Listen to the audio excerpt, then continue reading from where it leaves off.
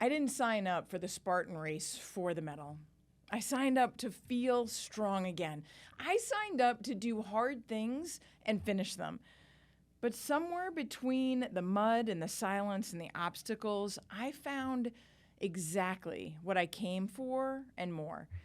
I want to share 10 lessons that didn't just show up for me on the course. They've been showing up for me in my business and my faith and my leadership. They just became really clear to me at the Spartan. This isn't a highlight reel. It's simply a reminder for me, and maybe for you, of what we're actually capable of. I want to start with my number one lesson. It's remember the joy, not just the fear. You are so much more capable than you give yourself credit for. I mean, I almost talked myself out of doing this race. I had every excuse ready. I had back surgery 18 months ago. I'm super busy at work. I don't think that I've been to the gym nearly enough to be out there, especially given the back. My gosh, if I'm honest, I'm in my mid-50s. At this point, I haven't done a Spartan race or an adventure race in over 10 years. I recorded a video to my future self saying, don't forget how this felt immediately after finishing the race. We need to give ourselves reminders to override the fear and rewrite our memory of the hard things that we've been able to accomplish. My second lesson is no 0 days. I kind of took this from a dear friend, my coach, Danelle Degato, who's a beautiful human. She talks about no 0 days, that the momentum matters more than the intensity. I live that way, but it came really clear to me on the field that I didn't have to sprint because then I'd be exhausted and walk. I didn't do either one of those things as I saw people around me doing that. I jogged continuously from the very beginning to the very end and between every single obstacle. In business, I don't want to chase the highs. I want to stay consistent. Real estate especially is a roller coaster. The win is in the rhythm, not in the highs or the lows. My third lesson as I ran that course was say yes anyway. This race scared me. It did. It's been 10 years. My body is different now. After a hip surgery 10 years ago and back surgery a year and a half ago, I was scared I was going to break something. I was scared I wasn't going to be capable. And more than anything, if I'm honest, I was scared I was going to let myself down. I was going to show myself that I wasn't tough enough, that I wasn't capable enough, and I was going to prove that I couldn't do it. But I said yes despite the fear. Saying yes builds confidence. It builds capability. You have to get there. You don't need certainty. You need obedience to the opportunity. And ultimately, I didn't just finish. I took number one in my age group because I did more than show up. I wanted to be everything I could and leave it all on the field. And that goes into my lesson number 4. Finish what you start. Most people simply just don't finish. They start a whole bunch of things, and somewhere along the lines, they get busy, something else takes higher priority, life gets in the way, and you just don't. And you don't think anything about it. Finishing rewires your brain for belief that you can, that you are good for your word. Winning on repeat starts with finishing once. Truth number 5. What you tell yourself is truth. If you know me at all, you know I say this a lot. I believe in it. I believe mindset matters in all the things that we do. But what you say is truth hit me on one of the obstacles. I looked at one of the obstacles, and it was a series of rings, and then it was a long bar that you had to swing and grab, and then jump off the bar, and then grab the rings again and finish the obstacle. I told myself, jumping onto that first ring, that I wouldn't be able to grab the bar. I didn't grab that bar. I had to drop between the rings and that bar. But it wasn't the obstacle that broke me. It was me. It was the fact that I told myself before I even got started that I couldn't do that one. I had to take an extra lap as the penalty for that obstacle. Every day you're talking to yourself, and you're talking yourself into or out of greatness. Be aware of what you're saying. The 6th thing that I taught myself on that field is protect your thought space.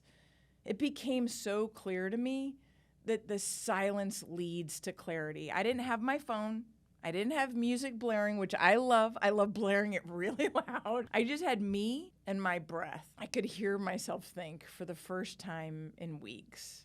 That presence created peace and powerful focus, not just to finish, but to think beyond the finish. And then number 7 is lead with the pack, especially a Spartan race. A Spartan race is all about finishing strong, but bringing others with you.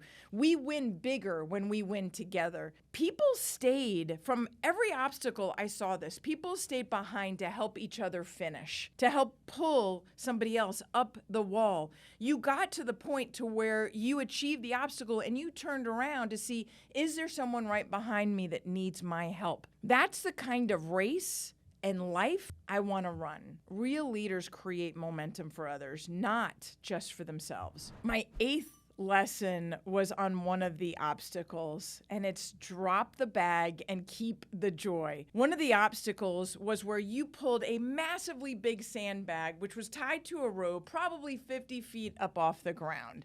And then you were supposed to slide it down. And that rope and my hands were already all scarred up with blood blisters from running the different obstacles and the rings and the bars and the ropes and all the things. I pulled on that sandbag. I got it to the top and it started slipping. That rope, there was no way I was going to hang on to that.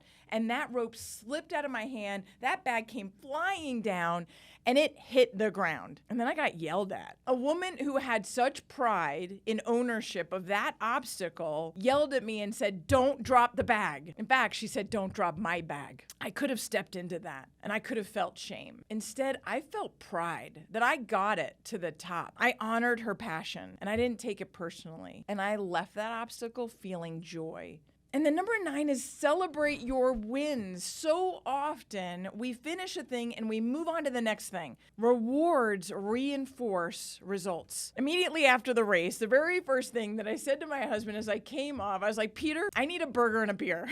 That beer and burger tasted earned. Celebration trains your brain. Like, to do that again. I want the reward. I'll do the hard work to get to the reward. Don't just grind. Train your mind to enjoy excellence. And then number 10, as I was on that field, I had such joy. I was literally lit up from ear to ear, from toe to tip of my head. I wanted to play more and worry less. That was my final takeaway as I was on the field. Serious goals still need space to breathe.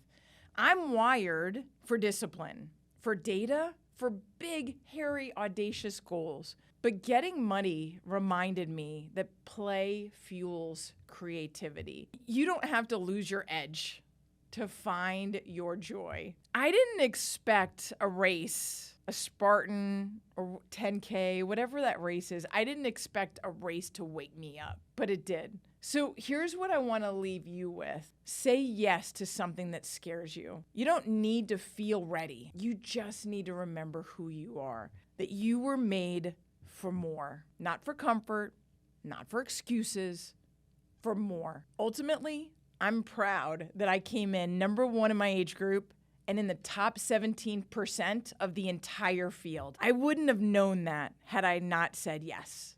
I wouldn't have known that had I leaned into all the excuses. I wouldn't have had that sense of pride and experience and strength if I hadn't first showed up. Showing up is half the battle. Finishing is the big win.